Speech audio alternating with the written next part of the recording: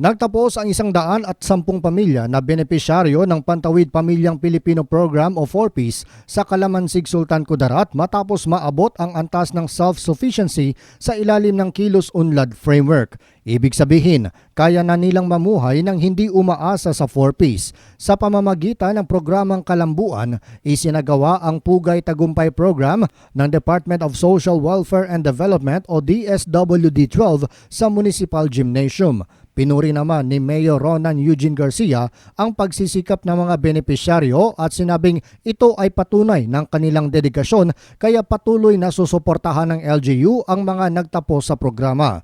Ayon kay Garcia, magbibigay sila ng livelihood programs para sa nasabing mga pamilya upang mas maging independent at patuloy ang kanilang pag-unlad. Magiging recipient din ang mga ito ng iba't ibang local development programs sa bayan. John Shonosa, NDBC, Bida Balita.